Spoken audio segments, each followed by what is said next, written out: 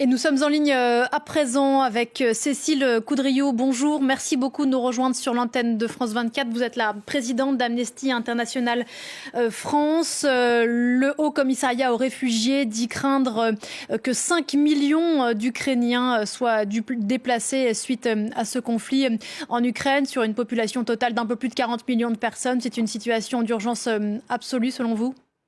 Tout à fait, l'urgence est absolue et effectivement, on peut comprendre que des personnes fuient une guerre qui, en particulier, cible largement les civils. Donc, il est important pour nous de rappeler à l'Union européenne d'organiser un accueil rapide, efficace, d'abandonner toute exigence concernant les visas, car l'urgence absolue est de protéger ces personnes.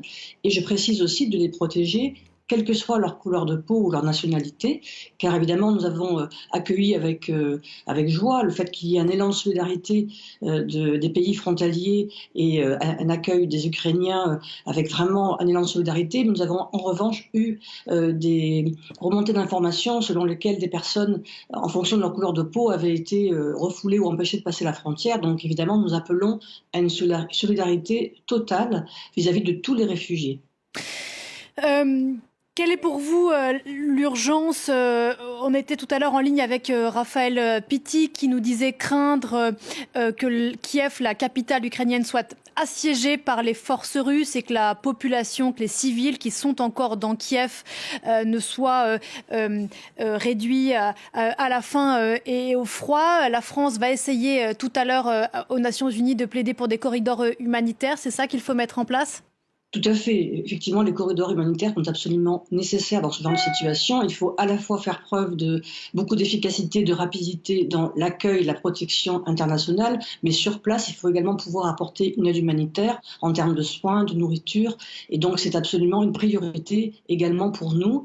Et puis, dans un second temps, nous demandons également à l'Union européenne d'organiser un accueil qui soit dans une meilleure répartition, car pour l'instant, bien évidemment, ce sont les premiers pays frontaliers qui accueillent ces personnes, et tant mieux, mais il faut également que l'Union européenne, dans son ensemble, vote jeudi cette protection internationale à toutes les personnes qui sont actuellement sous les bombes et sous cette attaque de la Russie.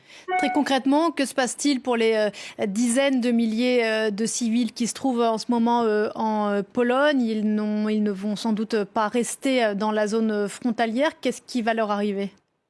Dans un premier temps, effectivement, encore une fois, nous saluons l'accueil qui a été fait, car ce sont aussi des personnes comme vous et moi qui ont fait preuve de solidarité en accueillant des personnes chez elles. Des centres d'accueil ont été ouverts rapidement. Donc jusqu'ici, effectivement, nous ne pouvons que saluer cette solidarité. Mais considérant que cet afflux ne cesse de grandir, et encore une fois, c'est tout à fait compréhensible, bien évidemment, il est important aussi de faire en sorte que ce soit d'autres pays européens qui prennent également le relais pour qu'on puisse effectivement avoir un accueil digne de ces personnes, peut-être dans un plus long terme. À propos justement d'accueil, on va écouter ce qu'en disait à l'instant le ministre français de l'Intérieur, Gérald Darmanin. On se retrouve juste après, Cécile Coudriot. Très bien. Nous allons donner jeudi prochain, espérons-le, nous allons voter la protection temporaire à tous les Ukrainiens qui arriveront en Europe, c'est-à-dire l'asile à tous les Européens, tous les Ukrainiens qui arrivent en Europe. Voilà, l'asile à tous les Ukrainiens qui arriveront en Europe. Est-ce que c'est une mesure qui peut faire l'unanimité au sein des 27 ? En tout cas, nous l'espérons vivement et c'est bien évidemment l'une de nos recommandations. Il ne s'agit pas aujourd'hui de tergiverser, il s'agit vraiment de faire cet accueil en urgence. Et je le répète car c'est très important, nous avons eu donc des retours sur le profilage ethnique et ça c'est absolument inadmissible. Et nous avons aussi entendu des propos absolument choquants, y compris en France, de certains éditorialistes en disant que bien évidemment on peut accueillir des Ukrainiens.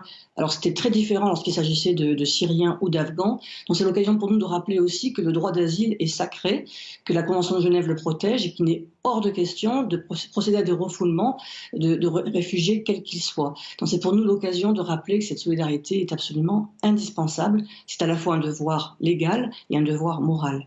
Qu'ils soient ukrainiens, afghans ou syriens. Merci beaucoup. Merci Cécile Coudriot d'avoir répondu ce matin à nos questions.